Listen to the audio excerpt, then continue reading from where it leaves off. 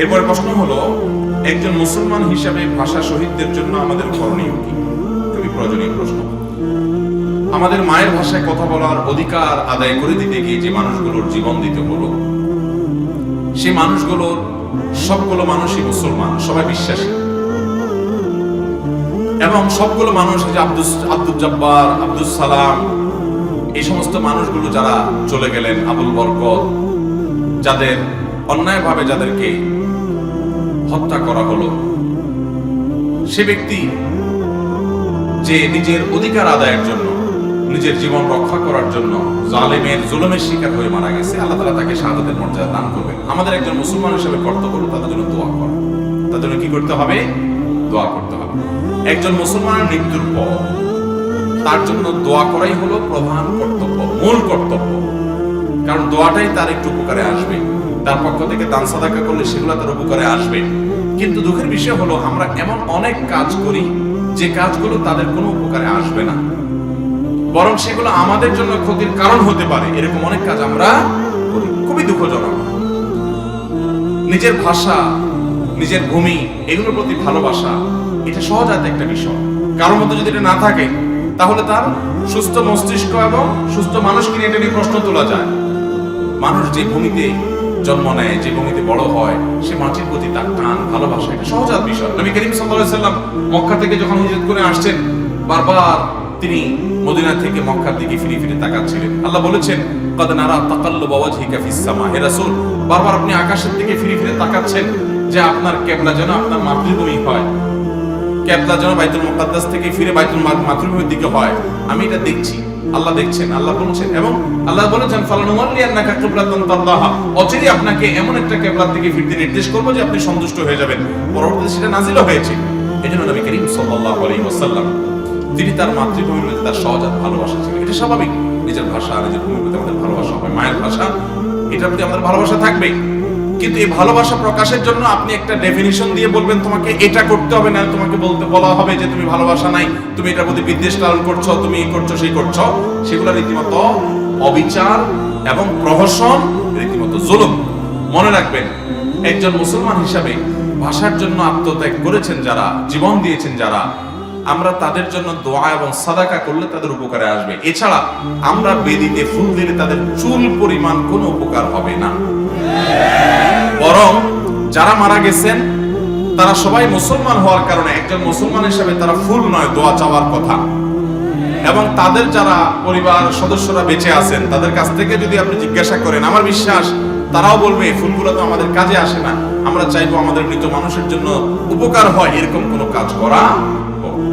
ভাইরা আমার, ডক্টর খন্দকার আব্দুল্লাহ জাহাঙ্গীর রহমতুল্লাহি আলাইহি এই জাতীয় প্রশ্ন উত্তরে বলেছিলেন যে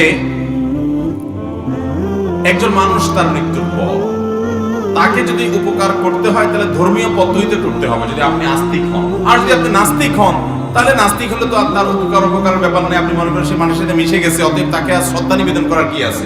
ওটা তো পুরোটাই বাদ, যদি নাস্তিক হন।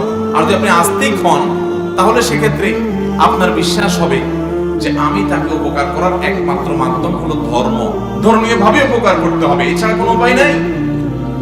এখন ধর্মীয় ভাবে উপকার করতে হয়, তারা সবাই যেহেতু মুসলমান ছিলেন, অতএব তাদেরকে ইসলামিক পদ্ধতিতেই উপকার করতে হবে। অন্য কোনো পদ্ধতিতে উপকার করলে সেটা উপকার নয়, বরং আরো ক্ষতি নিজেদের হবে, ঈমানের ক্ষতি হতে পারে। বাংলাদেশের প্রথম সারির একটা আপনার ম্যাগাজিন আছে, মাসিক পত্রিকা আছে, আল কাউসার, মাসিক আল কাউসার। এই মাসিক আল কাউসারের নভেম্বর মাসে 2013 এই সংখ্যায় একটা আর্টিকেলে এই সম্পর্কে বেশ কয়েকটি তথ্য লেখা হয়েছে, বেশ আমাদের জন্য চিন্তা জাগানিয়া এবং আমাদের জন্য খুবই গুরুত্বপূর্ণ। সেখানে লেখা হয়েছে যে হিন্দুদের দেবদেবীদের প্রতিমাকে যে উঁচু স্থানে স্থাপন করা হয় সেটাকে বলা হয় বেদী।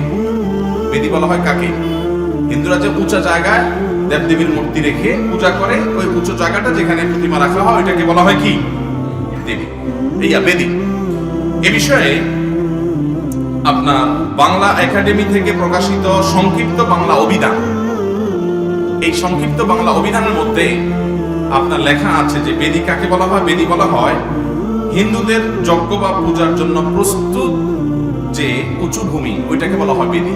তাহলে শহীদ মিনার যে ফুল দেওয়ার জন্য, শহীদদের আত্মার জন্য বা শহীদদের সম্মানার্থে যেটা করে, ওটার নাম আপনি বেদি দিলেন, একই জিনিস।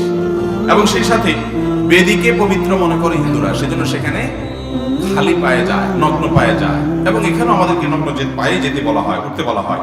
লক্ষ্মী পূজার সময় আলপনা আঁকা হয়। আলপনা কাকে বলা হয়? এটার সম্পর্ক আপনার বাংলা একাডেমির সংক্ষিপ্ত বাংলা অভিধানের মধ্যে আপনি দেখবেন যে আপনার বলা হয় আলপনা বলা হয় যে আপনি সিঁড়ি, ফ্লোর, মাটিতে আঁকলেন, এটাকে আলপনা বলা হয়। এটা লক্ষ্মী পূজার সময় করা হয়। এখানে সে একই জিনিস করা হচ্ছে। ঠিক একইভাবে আপনার আরো বহু প্রশ্ন আছে, যেই প্রশ্নগুলো আমাদের এই কালচারের সাথে খুব প্রাসঙ্গিক ভাবে চলে আসে। এগুলো কোথেকে আসলো? যে লোকগুলো মারা গেল তারা মুসলমান, তাদের পরিবাররা সব মুসলমান, তাহলে তাদেরকে শ্রদ্ধা জানাবার জন্য দোয়া হওয়ার কথা, তাদের জন্য মাগফিরাত চাওয়ার কথা, তাদের জন্য দোয়া দুরূদ করার কথা, সেটার নাম মন্দ কেন নেই? অতএব আল্লাহ তাআলা আমাদেরকে সঠিক এবং শুদ্ধটা করার তৌফিক দান করুন। আমরা তাদের প্রতি শ্রদ্ধা প্রদর্শন করতে গিয়ে যেন এমন কাজ না করি যেটা শিরকের সাথে সাদৃশ্যপূর্ণ হয়, তাহলে কিন্তু ঈমান নিয়ে টানাটানি দেখা দিতে পারে। আল্লাহ রাব্বুল আলামিন ঈমান বিধ্বংসী হিন্দুয়ানি অপসংস্কৃতির এই সমস্ত ভয়াবহতা আল্লাহ তাআলা আমাদেরকে বোঝায় তৌফিক দান করুন। আমরা প্রত্যেকে আমাদের মাটিকে, আমাদের প্রিয় ভূমিকে, আমাদের প্রিয় ভাষাকে ভালোবাসবো। এটা আমাদের সহজাত প্রকৃতির দাবি।